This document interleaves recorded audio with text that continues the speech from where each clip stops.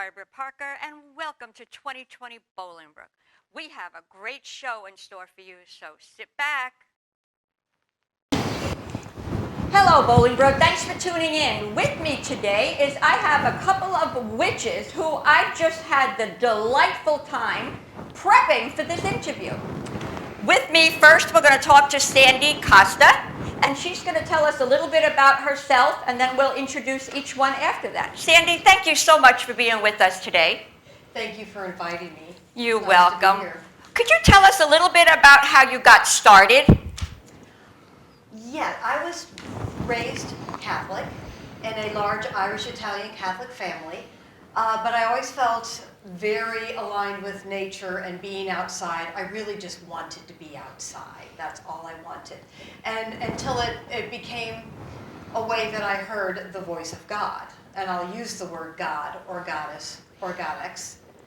And I loved it so much that I started seeking out other people who felt the same way. But it wasn't until I came up here from Springfield that I found a group of people that I felt at home with and that followed a nature path, and that allowed me to develop my own beliefs and to find individual deities that I could talk to. Now, how long have you been up here? 23 years. Wow. So you've been involved with the, I'm going to say church, because it is Yes. open and welcoming everybody, all types. It doesn't matter what religion you practice or which path you take, it's open. It's an open and welcoming circle. So that's very nice. And you're considered an elder in the community. Yes. So congratulations to you on that. No, it's nice because it means that you take a more responsible role, in my eyes anyway. You know, you make sure probably things happen and people do what they need to do to keep, because no matter what religion you practice, there's got to be some hierarchy of things going to keep it together so people are not all over each other or going in different directions when you guys really just want to do the same thing. Right. Absolutely. All right, Cece, you want to tell us a little bit about you? Hi. I'm Cece. My actual name is Cecilia, and I've been a pagan witch for 16 years, and I've been in Joliet for since like 2002. I've been with the Circle of Tribe Tenton since it's been 12 years now. Yeah. So yeah, I've been with the Circle for a long time, and I'm also an elder as of this year, and yeah. Now, what type of religion did you have before you went into this? So growing up, I was raised mostly irreligious. So my parents were actually, one was Protestant Christian, one was Muslim, and they pretty much raised me to like, hey, here's what we do. But I had the option of growing up into pretty much doing whatever I want. And at that point, I kind of figured it out as of like age like 12, 13, 14, where I started looking more into the pagan religion and more earth-based spirituality, and that pretty much brought me gradually into Wicca, which then brought me into witchcraft, and here I am today, stuck with it pretty much ever since. What I find fascinating now is you must have had an easier time than some others with your parents being that open with you to find your own path. Where, like, I know my brother-in-law has a friend who has, I don't know if they're still together, I don't see them anymore, but a witch. And she went through a terrible time with her parents because she was raised like, I think it was called High Episcopalian, and her parents gave her and disowned her for a while before, you know, she went back then as a grown adult back with them. So kudos to your parents then for helping you find your way like that. All right, next we have Emily. Hello, I'm Emily. I use she, they pronouns. I have been with Tribe Nantanta for just about 2 years now. I think the anniversary just passed, and I have identified as pagan since the summer of 2018. Basically, I got into paganism because I was depressed, and I felt like time didn't really exist. I wasn't living in the moment. I was having trouble grounding and making the most of my day and my life. And when I started researching paganism, I started seeing the world for once. Like, I started paying attention to nature, the leaves. I started taking pleasure in going out on walks in nature instead of just feeling like it was a chore. And so, in that way, paganism has been really rewarding to me. Did you find it gave you some inner peace then when you found yeah. it? Yes, entirely. Before, it was just complete chaos, and now I feel like not only can I better support myself, but the world can support me, and also I have a very tangible group of people that support me. Well, that's good. I'm glad you found something that did good for you, because depression is not a nice topic, because so many people want to hide it in the closet, and people are afraid to come out and talk about it because of the stigmatism that's associated with it. I also am the chair of our Bolingbrook Pride group. Oh, And thank you. Yay. So many of the people that you talk to and everything, especially I want to help more of the kids with it, because I have a good friend from New York. He was from upstate New York, and the stories he tells about what happened to him before he really came out was horrible. So I want to help kids have an easier time now. So when I talk to some of the therapists and stuff around, depression is like the number one thing, because they hide behind it and they keep so much bottled up inside. Mm-hmm. So I'm glad you found the peace and it helped you. Now, you don't have depression anymore, do you? Oh, I will always struggle with depression and anxiety, but I know that once a month we're going to get together and we're going to have a celebration, and everything, if I can just make it to that day, everything will be okay. Well, do you have their support that if you needed it, say 2.5 weeks into the month, that you could reach out to one of them? I mean, I actually just moved in with Sandy and her husband, so if I walk out of my room and go, help, they come running, yeah. I only had, before today, I had one very nice, maybe hour or so conversation with Sandy, and I feel like she's my best friend. Oh, yeah. So you must be in great hands now living in that household. Oh, I am thrilled, yes. So I am very happy for you that you have something there, because I hate to hear people suffering from depression or even anxiety. I'm glad you have something. I had a woman on here when talking with the kids going back to school. I asked her, she's a therapist, and I asked her to talk about things you might be able to do to help, because some of the kids and parents, the battling out home for computer time with them doing school and parents working from home. And she said breathing was the simplest thing to do. And she said, it's there, it's easy for everybody, you just got to take a few minutes and do these deep breaths, and it's amazing how much it helps. Yeah, it's So, really wonderful. I'm glad you found something that helps. I really am, Emily. Now, Mike, Yes, hi. last but not least, Nah, probably sure, the yeah. best one of the group, I'm sure, being the only man here. Oh, yes, I am. Well, Yes, he's very lucky. He's very Yeah, lucky. I am very lucky.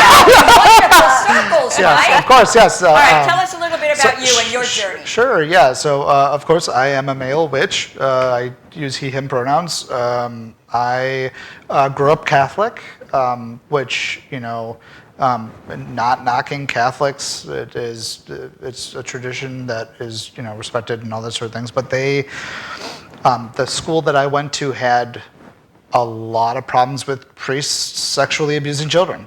And it kind of just really left a bad taste in my mouth, and I didn't know what to do about that. I mean, I was deeply religious, but I didn't believe in what I was taught, as a younger kid. So I went on this kind of like academic walkabout, where I just started looking through Buddhism and Judaism and all these sort of traditions. And I went to a pagan / hippie gathering called Rainbow Gathering out in Colorado. See, I hear the word rainbow, and I would think it was for the gay community. Right, exactly. Yeah, it's an older kind of old leftover kind of from the '60s kind of thing, which is wonderful. It's like a peace festival, which is wonderful. And I just kind of fell in love with nature at that point. I mean, it was the first time I ever saw the mountains. It was the first time I ever really stayed out in nature for a significant amount of time. And I just felt like it was like a coming home to that. And since then, I have read tarot cards professionally, which, by the way, for any of your watchers, tarot cards are it's just therapy with cardboard. Like it's just therapy with cardboard. It's a tool. So I'm not going to ask you to read the cards now, and I'm going to go out and buy the lottery tickets that are going to win. I'll give you a number, but it won't work. I mean, like, that's fine, so. What if it does? But if it does. We got to share, right? Yeah. Exactly. But yeah, like, I've read tarot cards professionally. I've taught classes on subjects pertaining from, folklore to other matters to tarot, and I come from an educational background, so I mean, it felt like the right thing to do, to teach. And then eventually I was asked to be an elder for Tribe Mountain Town, which I believe I've been an elder for now 3 years. Or has it been 3 years? 2 years? I don't know. I don't know. I don't know anymore. It's been a while, so yeah. All right, when you guys become an elder then, is there like a ceremony that's done? Or do you just say, okay, Mike, you're an elder now, go out and do X, Y, and Z? So one thing, when I became an elder, Sandy and Scott, her husband, were wonderful and sang to me, which is really funny, and it was awesome. And I was given a gift. Like, I was given just a really awesome medallion, which represents Tribe Mountain Town. I know that each of us, though, have had different kind of experiences. Well, I noticed some of the necklaces. So, Cece, do you want to talk about yours? Yeah, so mine is actually, my Pentacle in particular is one that I've had it's honestly probably about like 19 years old. I kept it. It's sterling silver and moonstone because I can't wear anything else unless it's sterling silver, gold, or platinum. And yeah, I've had it for literally like close to 19 years. And then I have a bottle of bones because part of my craft and part of my hobbies include dealing with taxidermy and dead things and finding roadkill that is legal to get in the state of Illinois, and either dissecting it, removing it, cleaning it for its parts, and potentially sometimes using it within my craft, or just decoration, because it's free. Okay, now your craft. Yeah. What actually is your craft? So my craft, like, as far as my pagan practice or my witchcraft in itself is concerned, a lot of it is more or less urban/wildcraft, where I grew up in the north side of Chicago.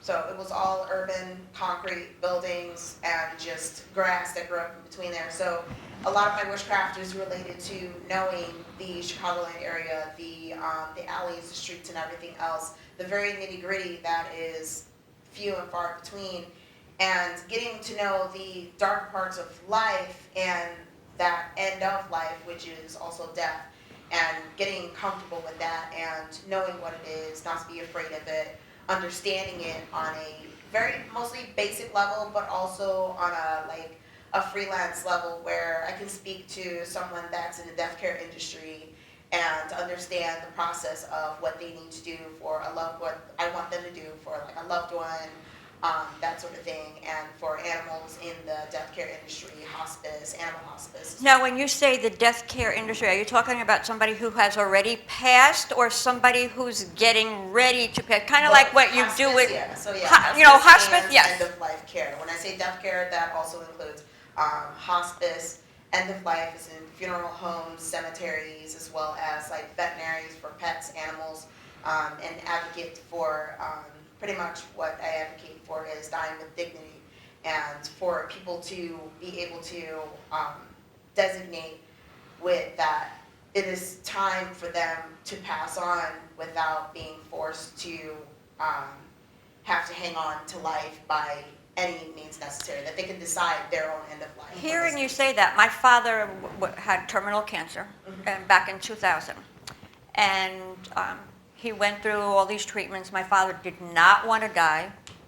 And finally, in August, the doctor said it's time to go to hospice. We fought it before, and he did have a little comeback with it, but I'm like, okay, I was there helping my mom. I moved to Florida to help them, and we went in, and I have to tell you, my first experience with hospice was absolutely fabulous.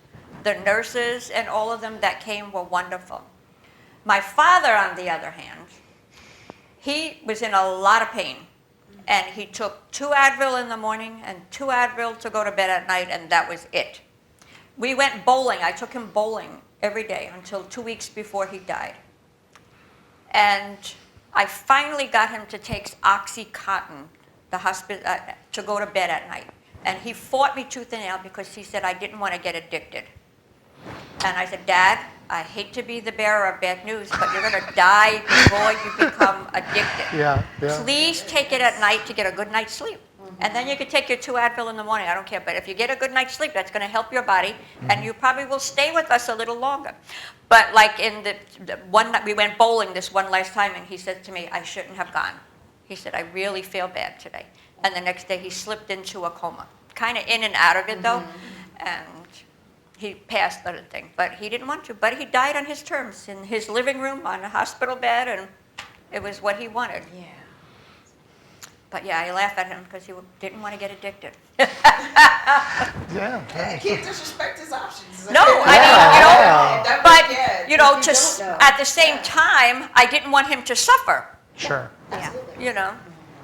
Now, Sandy, your necklace, you have amazing pieces on there. I do have to These are say that. the things I wear every day. I have my mom's thumbie. So when she passed, they do a thumbprint, and so I wear that. I have a Lilith. She is a goddess. She's considered a demon in some traditions, but I see her as goddess. Okay. The dark as in transformation, as in change. I have a Triskel, which is the symbol of Tribe Tintan, which is a Gaelic Celtic symbol. Black tourmaline because I love it. And this, the key one, this is a Chimaruta. This is part of the Strega tradition, which is Italian, the old religion. It's Italian witchcraft. And I am just learning. There's a lot I don't know. But the basis of the Strega tradition is that you do nice things for your community. You do a little nice thing for someone over here, someone over there. Well, that's a nice thing. It is. I Right? thought she was going to tell me something terrible. No. No, That's no. nice. It's a little spell for a friend, some nice tea for another friend, and to help somebody give birth, go through a difficult time. That sort All of right. thing. It's practical every day. You perked my interest when you said the word spell. Sure. What type of spells would you do for somebody? Well, I would ask someone to do it for themselves, and I would help. Okay. I think that magic only works when you're doing it for yourself. I don't believe in a passive tradition. So, can I mention what our ongoing work? We cast a spell to battle racism last spring. And we still have the ashes from that fire. So what we do is every time we all get together, we renew it. Cece had written this beautiful invocation against calling on goddesses of justice and equality. And gods, we have Coyote in there. And yes. God, that's right. And this is an example of something we do as a group, and we renew it all the time because the battle goes on. You don't cast a spell and expect the world to change. You do the work. Nope. It's like what you're doing when you cast a spell is you are focusing your intention. You are saying your prayers, and you use whatever tools are going to work for you. So if I'm hoping to calm myself down so that I can have some discernment about my next steps in life. Let's say I lose a job and I want to find another one. Well, I'm going to use the type of herbs that make a nice calming tea, and I will drink the tea and I will make lists. These are my skills. This is what I want from the world. And then I might burn that list after I ask my deities to help me think about it. All right, now the process of burning and going up there, is it like an essence going up out into the world that It's they a hear it? release. It's a release. Okay. It's like giving it away. I'm doing the work here. And that's sort of your trust for me. This is the way I show trust in the process. Okay. is I assemble the things and then I get rid of them. And it's just generally cathartic and It kind of is, fun. very. I mean, who doesn't like burning things, Yeah. right? I mean, like, If you yeah, haven't like, burned Well, I don't something know, lately. maybe if the fire department were here. Of course, do everything safely. I feel like Burn responsibly. yeah. Yeah. Jeez. Always practice first. Yes. Well, that does remind me, when we went to establish our patch of woods out behind our church, we went to dig a fire pit and we called the Troy Township Fire Department to say, we want to build a fire pit. How do we do so responsibly? And they said, you can't burn trash. We said, we don't want to do that. It's more like, think campfires. We're a church. And they're like, well, you're not going to burn trash? And we said, we're not going to burn trash. Wood. That's pretty much it. And they said, oh, do whatever you want. So we Yeah. built a very safe one. We dug a pit and lined it with rocks, surrounded it with rocks, put sand in it, all sorts of things. And so we feel pretty confident in our ability. Now, your area that you built the pit, is that private property? Yes. So the church owns all of that? Yes. Okay. 'Cause I was wondering, I'm like, how do you stop somebody from just, like other campers or something, from going and trampling over your area? We hope they respect private property. Yeah. We haven't had any problems, so it's been, knock on wood. Yeah, so far we haven't had any problems. It's been very great. Sometimes we find surprises there, but we've never had any problems. Do you ever find that maybe people come and leave like something as an offering? Sometimes, yeah, when they recognize it. Yes. We do occasionally find a stray tarp because we're not that far from the highway, and occasionally homeless people will stay there. I have absolutely no problem with that. We I can know. provide That's shelter a whole for nother someone. story that we need to pray about, is taking Yes. care of our homeless people. Yes. Yeah, absolutely. With that. Okay, now Emily, your necklace. I love that star in the circle. Thank Tell us you. about yours. So my pentacle was actually a gift. It was a secondhand gift though. Yeah, it was given to me, and then it Yes. was.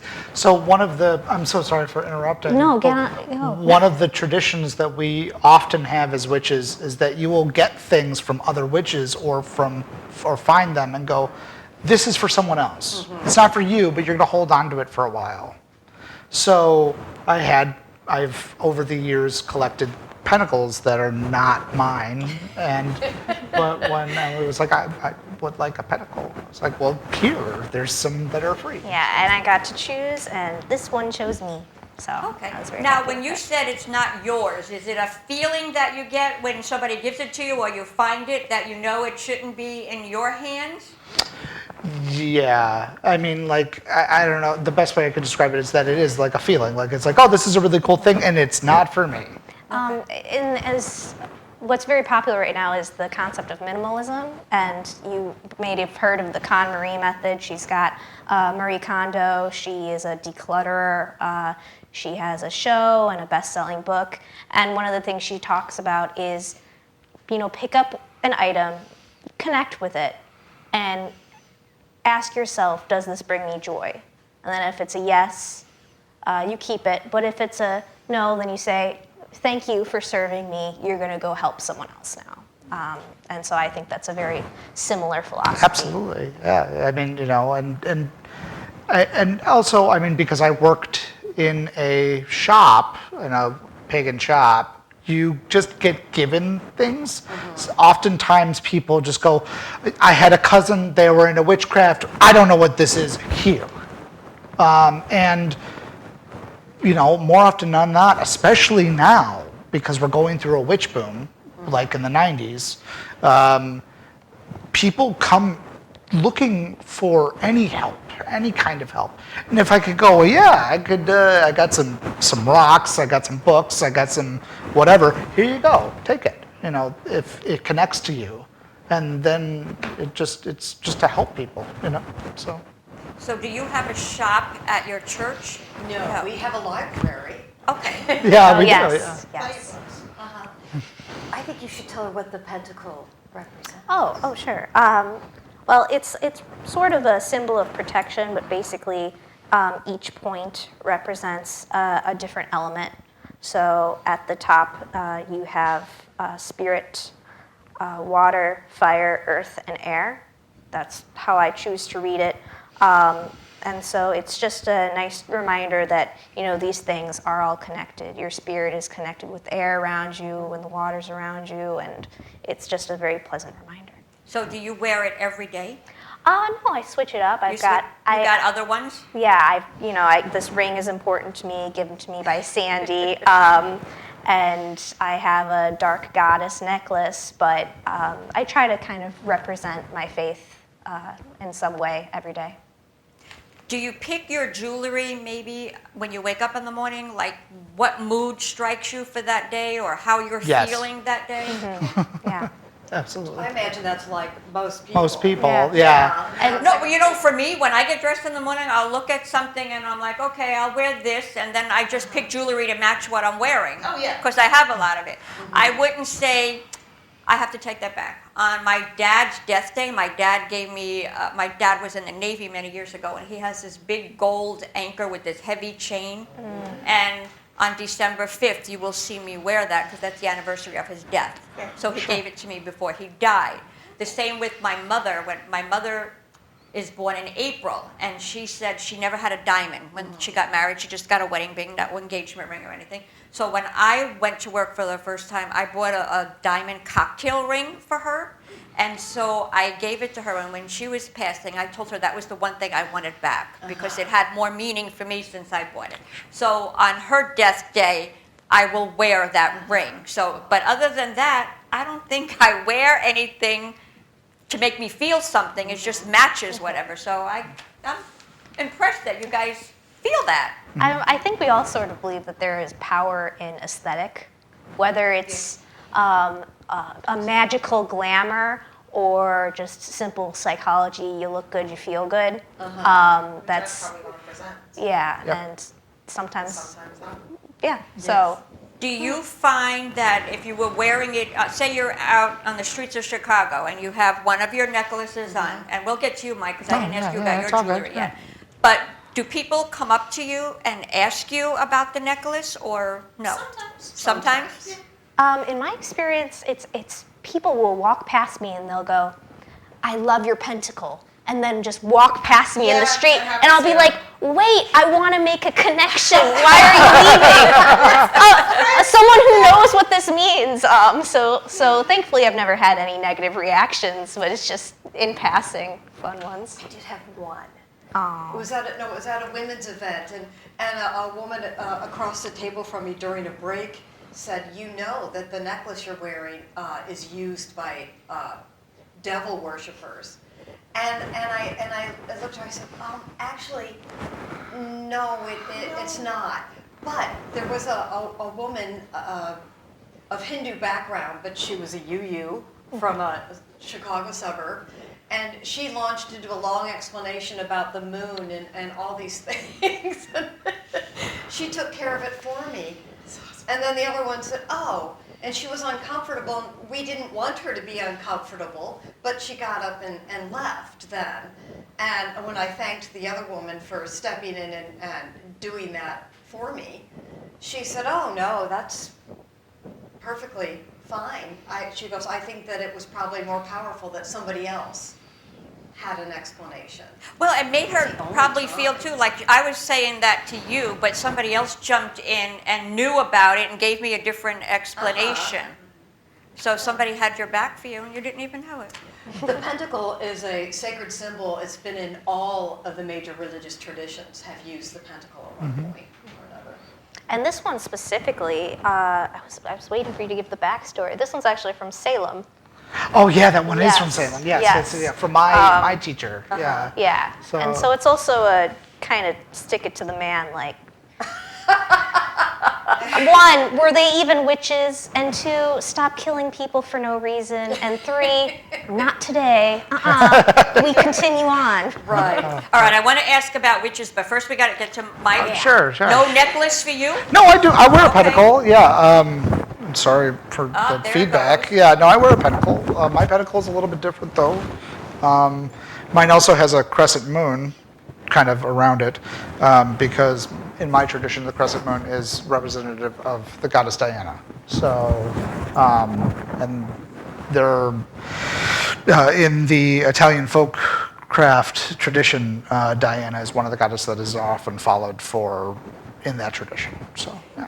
What's interesting to me is you're talking about the different goddesses and everything, and in my head I'm thinking, okay, back when I was young growing up in Catholic faith, people had a connection to a saint Sure. with something. So it seems like there's a similarity there. With Funny reason that. Oftentimes during conversion, saints, because they were loved by people, Gods. were gods, and they were converted into saints. So Bridget, Saint Bridget, is also a goddess. Yes. So there's oftentimes you'll see that there are connections, similarities and connections between the Catholic faith and paganism, and just Christianity in general and paganism. We have this weird twin kind of balance that we walk back and forth. It's interesting. All right, now my witch question. When you meet somebody for the first time or whatever, and you're talking to them and they'll say, well, you're a witch? Like, how do you respond to that? Yup. Yeah. Yeah. That's literally it. Yup. What do you want? Then do they ask you questions about it then, or go Usually, away? Yeah, honestly, usually people that are more like alerted by more or less like my presence or how I speak about certain things, the first thing I'll ask is, am I Wiccan? And the reason why I say no, I'm not Wiccan, because a lot of people use Wiccan and witch interchangeably. All Wiccans are witches, but not all witches are Wiccan. And I say that specifically because I left the Wiccan practice over 10 years ago-ish, mostly because it didn't resonate with me. Witchcraft, as most people know it as, Wicca is pretty much what it's branded. A lot of people know old big pagan names, Bucklands, Cunningham, that sort of thing. And with me calling myself a witch, it's more or less a separation from the specific teachings that that particular tradition has compared to what I do now. And also, the thing about it is that witchcraft isn't a religion, it's a practice. Paganism is a religion. Witchcraft, you can be any religion and practice witchcraft. It's not a... There are Christian witches. There are Christian There are witches. atheist witches. There are Hindu Yes. witches, Buddhist witches, anything like all this. Now, when I mentioned I was going to have witches on my show, the question I was asked, believe it or not, go back to The Wizard of Oz, is it a good witch or a bad witch? Sure. I saw that I coming. am whatever witch you want me to be. Well, my comment to them was, okay, in my hour-long conversation with Sandy, I have to say good. Yeah, I mean, you'll also hear, there's light magic, the white witch, or dark magic, and it's just, I don't think any of us really subscribe to that belief. We think that's hooey. A little, And yeah. it also connects to that kind of retrogressive, black being bad, white being good. That's Right, racist. that's That's not not. good. It's binary. It's not my thing. But I personally don't shun people who walk sort of a gray path. Like, if you do more stereotypical dark magic, if you decide to hex or curse someone, you probably should have a pretty good reason to do it. And I hope that they've taken all of the necessary actions, like, not even precautions, just like, hey, did you go to HR first? Check in there? Yeah. And just, check all your boxes. Now go ahead. But, Like the only rule I truly subscribe to, I follow the laws of nature, and nature is neither good nor bad. Nature does what it is. We can only get out of its way. Well, to me, nature is good and bad. I mean, look at all the Right. hurricanes that are going Sure. on right now, and the fires out west and everything. Sure. So nature's trying to tell us something. I don't know what yet, but maybe we got to get on our toes and start really thinking about climate change. Yeah, absolutely. We need to start doing something about climate change. Yeah. Yeah. I've been thinking plenty about it. Sure, and that's the other thing is that, like you said, is that, those things are considered bad, but I mean, really, to tell you the truth, those are the things that we have, as humans, not taken care of. I mean, things have reactions, you know, and it's not necessarily a bad thing. It's just that when you do play stupid games, win stupid prizes, right? I mean, that's, you know, if you're not doing the right thing and not taking care of the land the right way or taking care of stuff, it's going to react like that. So. Our bodies have a set point. If we have too much salt consumption, we have hypertension. We have too much people consumption. We get terrible storms and tornadoes and lots of destruction, etc. Fires. Yeah. So it's the same way. Well, I'll tell you, when I went to New Orleans and I did my voodoo thing, okay, I had to buy a couple of little voodoo dolls and I bought the little voodoo book. And when I came home and I'm following it, nothing happened. So whatever I was doing didn't work. Sure, well, you know, and What was your answer? You Yeah. asked a question and you got an Maybe, answer. but now I wish I would have one with Donald Trump's picture on it. And there's a Holy, robust. there's plenty of people doing that work for you. Yeah, There are all sorts of people doing that. Yeah. So you don't needn't worry about it. there is I a am- robust. In spite of the fact that I am not a Hindu and not a Buddhist, I do believe in the law of return in that we get what we ask for, and that is both good and bad. If I am neglectful, then I will be neglected. If I take care of things, then everything will be fine. And I believe that about cycles of all sorts, in terms of spiritual cycles, but also natural cycles and political cycles. And I think that as we observe what happens in the world, nothing will stay the same. You know, it's always going to change. So if But things then, are ugly now, as it changes, though, it comes around and it seems like we come back to it Yes, we again. do. It's like it really is a circle. You know, when you think of all the stuff going on, well, it happened a long time ago with all this stuff, and it's happening again because We didn't we're not finish. doing what we're supposed to be doing. well, we didn't finish it, and there's a whole new crop of people who need to learn that lesson. It's a constant. As one of the oldest people in this circle, I've seen a lot of cycles. You see things come and go, and you're like, oh, I remember that. Oh, but this time, you know, and it's slightly different. So it's learning to recognize, I think, the cycles, especially for yourself too. Now, do you guys practice? All right, I know you do, Cece. Practice witchcraft? Yeah. Yes. I do, but in a similar way to Cece, I also do some roadkill work, some vulture culture, and taxidermy. But that's just kind of a good way that I can just be mindful about my existence and thankful, and give back to nature by being like, hey, you didn't deserve to get killed on this road. Let me take care of you. All right, taxidermy. Did you guys go take a class or schooling or something to do I that? was supposed to take a class this year, but COVID hit? COVID canceled everything. Yeah. But because that happened, it actually gave me the opportunity to get my own class because Yes. I found a goose at the side of the road earlier this year and made sure to take it to my friend She brought the goose over Cece's. to me, and I was like, let me show you the way. Yeah, And so she we lent sat me a together helping hand. and separated a goose and took its parts and then left the remains, which would have been its internal organs, out for the other vultures that are out there that would consume it. Because we have turkey vultures that are out and they love that stuff. So that's their food. So we'll take the not so consumable parts and then leave the rest for them. Last year, I went to Africa, and I went on a couple of safaris. And one of the safaris, we got to see a female lion kill a buffalo.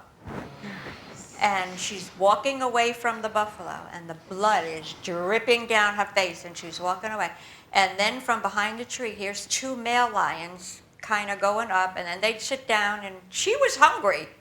And she'd come back, and then they come closer, and then she walks away, and they lay down. They played this game for a while.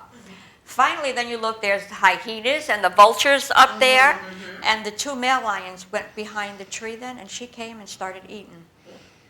And I'm like, oh my God, it's really like you see in the book or in the movies, Yes. It really That's happens really the like way that. But there was, she was lucky she got to eat first. They, I guess, were too tired or whatever, the lazy Well, buzzards. she made the kill, right? But usually the males then come and Yeah. eat, and she Yeah. has to wait till they're done, and Yeah. then she comes and eats. Males, cubs, females, right? and then the hyenas, and then the vultures would come with that. But it was interesting seeing, and you were nice to give them back. Like So that. it was, there's no waste. Yeah. But otherwise, I think I'm rather minimalist in my practice. It's, enter the space, ring a bell, light a candle, and just breathe a little bit. That's how I practice. All right, now there's going to be a ritual coming up for Halloween. Yes. What would happen if you could not have the ritual? Say there's a thunderstorm, whatever. Do you guys do something individually at home to make up for that then? Sure. Yeah. We always do our own individual stuff, but sometimes we get together, plan a date to do it online. We have done that. We've done some online work. Yeah, due to COVID and all that sort of Yeah, jazz. we have to be careful. But I think that of course, it's much more fun when we all get together, but we all do our own practices anyway. What we were talking about earlier before we started is that the whole purpose of Tribe na Tintan is to create its own tradition for people of different backgrounds, because we all have a different practice individually, but we come together and do something and create a nice safe space. That's the most important thing, I think, because like when we talked about with the gay community and everything, it's like having that safe space to be able to be yourself in front of a group of people. I think is very important, especially today more than ever. Yeah. Yes. And absolutely. That's something we include with our rituals. We'll start off by introducing ourselves, who we are, but we'll also include our pronouns when we introduce ourselves, because we have people that are like myself in the LGBT community, transgender and gender non-conforming, that we want everyone to be their comfortable true selves without judgment. So we will give our pronouns during our introduction, so that way everybody can be who they really are in space. That's very important to us. If you're getting together with other people to do magic, you have to trust them. And in order to trust someone, you have to know who they are. And so it's very important that we all get to be exactly who we are. Now, do you guys practice magic together? Some. So we have little classes and groups and cohorts along with so we have our main circle that we have when we have ritual, both the full moons and the Sabbats. But we also have and this is pre-COVID times. I mean, Right we now, had everything's chaos. right now, yeah, exactly. But we had classes, little classes on I teach Italian folk magic because I was taught from my teacher who owned a shop, Rosina Mostardini. She owned Transformation and Alsip for years at a time, and so I am taking with her permission, the knowledge that she gave me to pass on to other people. And then, we also had a movie night. That we were going to talk about, Just because This is some movies, movie night or just getting people of different ages involved too, and celebrating together as a family, because we do have some little ones that come with their parents, and different groups for different people. Craft stuff where we make things specifically for a Sabbath. We might have gotten together to do some sort of Samhain craft or carving pumpkins or something like that together. But unfortunately, we're in a pandemic, We so are not doing that right now. Yeah. Well, with Yeah. especially going back now a step, we were hoping to get further. The governor shut us down a little further now. So when the ritual's going to happen for Halloween night, is that still going to take place? So according to we follow the because how it works is, even though we're witches, even though we're pagans, druids, heathens, whatever you want to call it, whatever path we follow, we still believe in science. We love science. Science is important. Safety Yeah. measure where we don't set ourselves on fire. Yeah, so because of that, we of course follow the guidelines of both the CDC and of course, Governor Pritzker and anything that's passed down. So whatever is at that point for a safe gathering, that is the amount that we have. So before it was, I believe, 50, 50 outside, because that was half of how many people we could have inside. With the passing, I believe now we have a maximum of 25. So there will be 25 people. We will have, 25 people allowed. We will have a contact form so that we know where people are. Contact tracing. We can do contact tracing. Everyone wears a mask. We try to keep, 6 feet apart. Of course, as in the world of COVID, we do what we can, right? So, and it's a challenge for us to do this. We'll have our standard potlucks and sharing food, because normally on a big Sabbath like this, we would have a potluck right after, whereas this one, no potluck, no food, don't bring anything that will require more than one person to go in on something. So it's just going to be very much ritual, bare bones, and it's pretty much that. Then everybody goes their own way? Well, I'm talking now because of people COVID. stick around and You do? yeah, Oh. People we love doing that. afterwards. Yeah, we do. We always get like new people that come in that want to know more. Some people that have been to our circle months or years ago, and they're coming back, and we're just catching up on life and sort of things. So we always can mingle afterwards, but eventually it dissipates and we call it a night. All right, I'm coming on Saturday. All right, awesome. So I am going to participate. Okay. Okay. Sandy's going to give me a piece of paper with the prayer or whatever I got to say. So, Right, Hal? so I'm writing the ritual for Samhain. He's in charge of Samhain. Yeah, so I run Samhain because it's my gift to the circle and the elders, because it's hard for people to constantly be working, and because you start disconnecting from your religious path. You don't get to enjoy the ritual. You don't get to be in the ritual if you have to run it every time. So since that, I just do Samhain by myself, where I run it just by myself.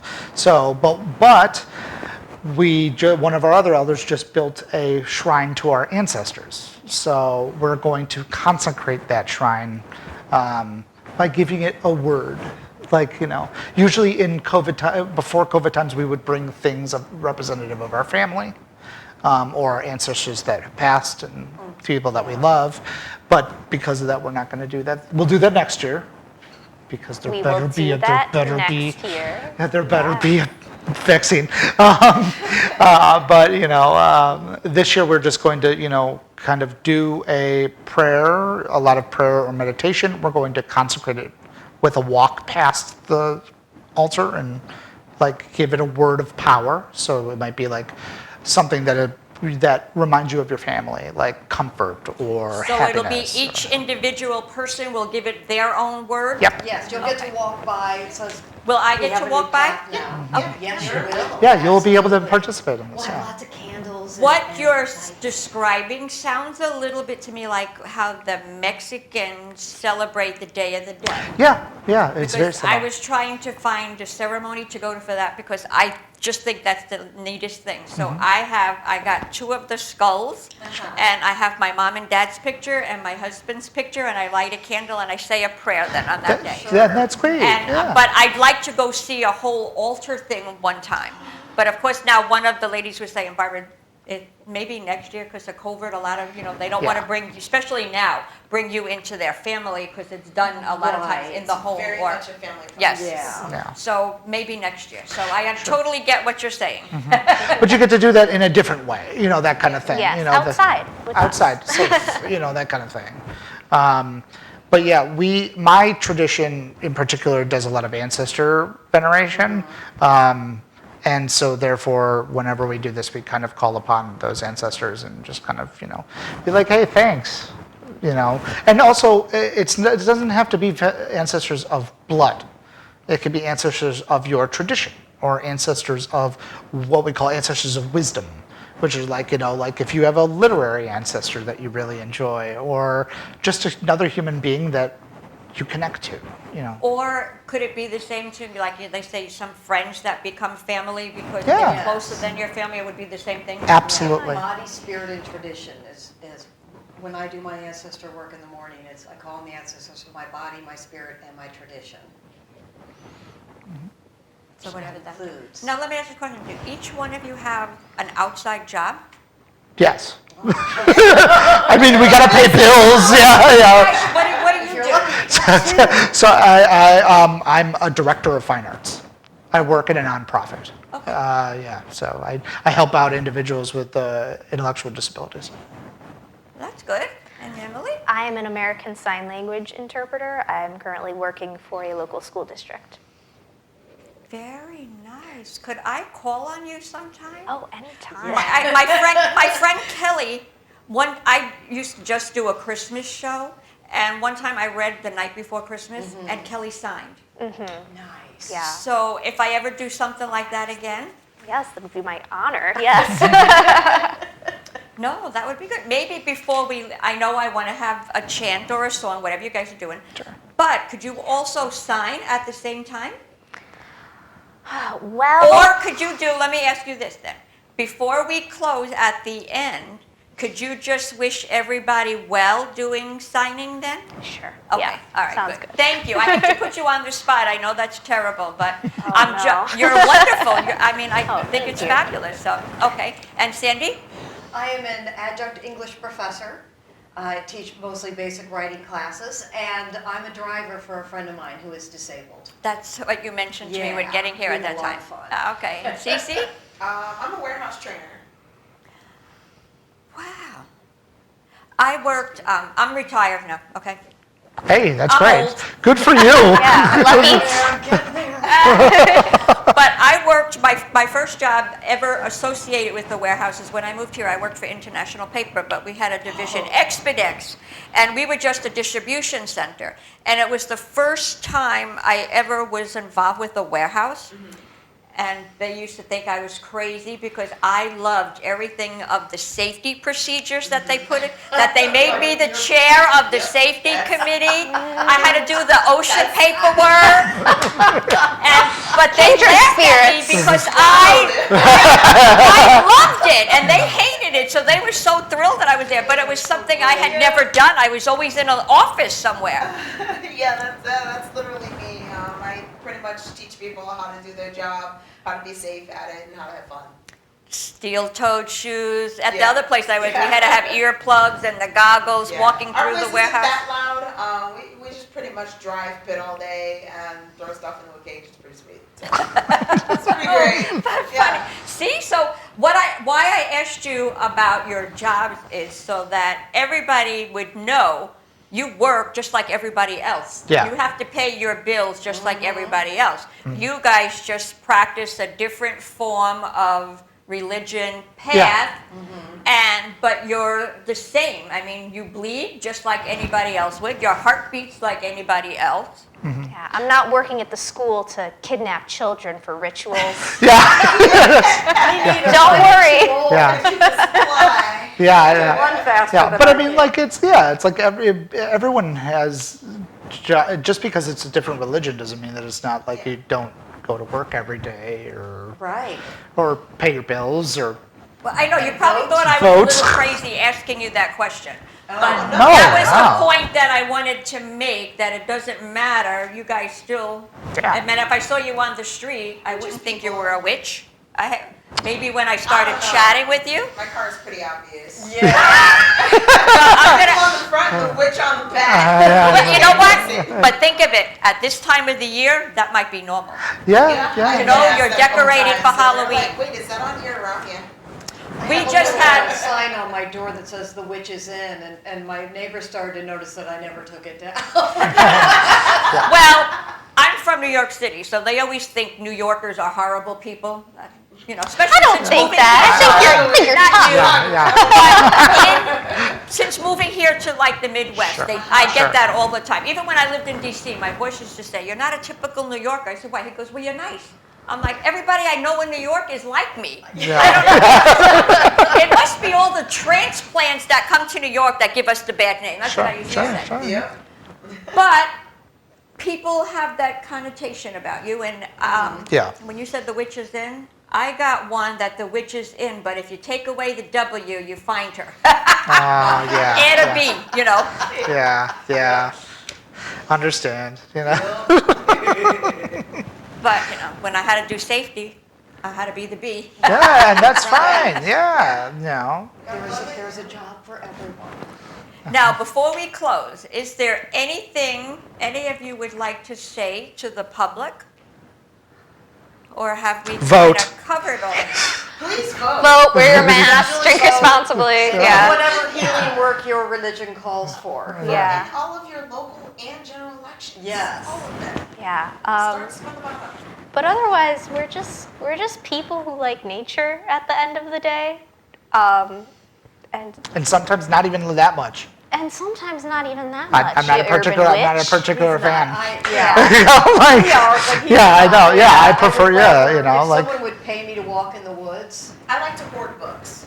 yes. You I'm could getting better about it now. I hoard Getting rid of books. books. Yeah, I still have 2 totes and a bookshelf and 2 piles left, but I managed to sell off or donate half of the other stash that I had from living with my dad. So Now, are your books about witches or books most of in them general? Most of them are. So I will tell you, my books consist of witchcraft. It consists of particular folk traditions, like American folk traditions, that sort of thing. I have some books that are related to voodoo. I have books related to anatomy, because it's always good to have those on hand. Well, when you're doing taxidermy work, you never know what you might have to look up, right? Right, yeah, and like when I went to school for the second time, I did go in for vet tech, so I have a lot of those resources too, for animals, both like, exotic and domestics, that sort of thing, and, so I have stuff on plants, local plants, wildcraft, that sort of thing. Most witches like to read. Love books. Yeah, And a like lot of the, books. Books get and are people, from yeah. books. We're- A lot of the accessible information. I mean, we're knowledge hungry. I think we're different from a lot of other religions because when you go to church, you pick up the paper and you read the words and you sing the songs, you sit down and kneel and stand, and you're kind of, it is more passive. You could go your life as a Catholic and never read the Bible, but with us, we want to continue developing and learning more and changing, and I think that's one of the reasons that I love this group. Practices change. You're constantly learning. Yeah, constantly. Perpetual learners, as it were. And it's also all about personal responsibility, too. You are responsible for the knowledge you have and how you use it and how you treat other people. That is like the $1 million question, because today, if everybody would treat people how they want to be treated, I think the world would be a much better place. I agree. I agree. I mean, I always heard that growing up, like, my mother would, and my grandparents would always like, treat people how you want to be treated. If you want to be mean, then expect to be mean back, and people just don't get that today. They think they're due things. Yeah. Respect. Yeah, respect is Yes. respect is earned and respect is given. That's kind of that kind of thing. So I mean, it's like for us being part of a minority faith. I mean, it's like we're just trying to survive. Like we're just trying to do what we're doing, and we expect the same from others. Like And- we don't have mega churches, that sort of thing. We don't have billions of dollars hiding anywhere. Yeah. We wish. I mean, yeah, I know, right? Yeah. So it's the lottery money. Yeah, jeez, I gotta start throwing the cards. Can't afford to be corrupt. Which is, we're broke and the system is broke too. And so. we're trying to make it better. That's kind of how it works. Oh, you guys have been fabulous. Thank you Thank so you. much. It has Thank been you a for having pleasure us. meeting you guys. Same. Yeah, I've Yeah. enjoyed it. Yeah. Anyway, To set this up, we had a friend who was pregnant, and we were blessing her because she was having some health difficulties, and we were worried. We did not want her, to have any issues. And so we did a blessing ritual for her after the full moon, and this is one of our favorite songs about the full moon. It's from Spiral Rhythm. Mm-hmm. Okay. We're going to take a deep breath. You owe me for this, for Yes, singing we on do. camera. It's fine. The Moon is high on the night of power. The children come at the witching hour. Our hands are raised to the four directions. Spirit power is ours again. And then it repeats. And then repeat. So. The circle is open. Yet The circle remains. as its The magical power is drawn back into us. We Merry meet and merry part and merry meet again. Yeah. Oh my gosh, thank you. Oh, thank you.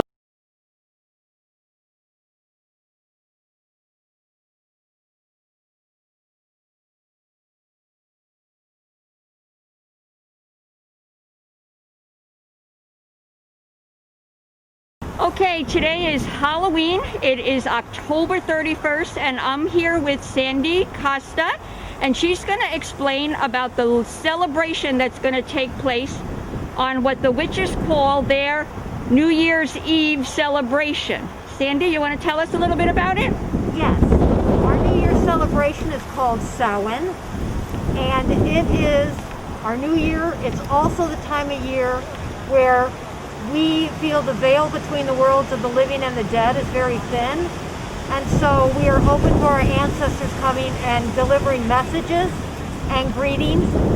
And so it's a time of love and a time of excitement getting ready for the new year. Samhain is based on an old Gaelic word that means year's end.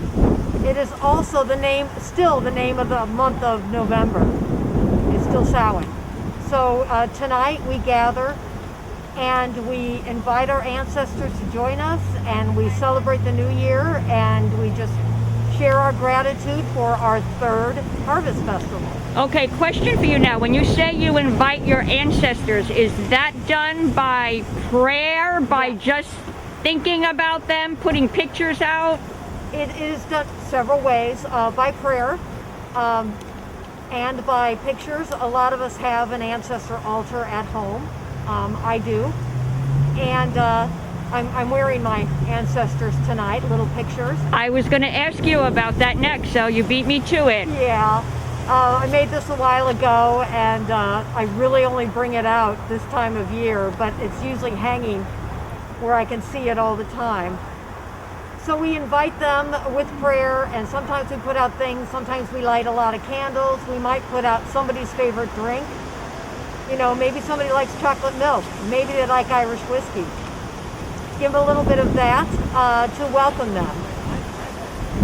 Now, do you ever feel a sense that they're here with you when you're praying to them? Absolutely. All the time or just sometimes? Just sometimes. Sometimes, okay. Yeah. So when you feel that, is it like a feeling inside, or do you feel like somebody's touching you? That would be scary. Well, you know what? I will share with you. Sometimes Okay. when I'm thinking, and it's always my dad that does it, all of a sudden I feel this little prickly thing on my neck, and I think he's touching me. And nobody else has ever happened to. It's just certain times when I think of my dad, and there's no rhyme or reason for it. He pops into my head, and I'll feel this little prickly thing, and I think he's trying to reach out to me then. That's why I asked you, because I feel that. For me, it's more of a warm feeling that runs across the back of my shoulders, like as if like my brother. I lost my brother in '95. Sometimes I think that he just put his arm around me for a minute. Okay. And I feel that way. Like I feel a lot of warmth when I think of my mom. And you know, any one of my grandmothers, I usually imagine them like making an expression at me. You know, it's like it's either they're amused or they think I'm silly, or And it brings you back to your childhood then when It you're being silly, does. right? Yeah. it does. So that's good. Well, thank you very much, Sandy, and we'll get on with the celebration. All right.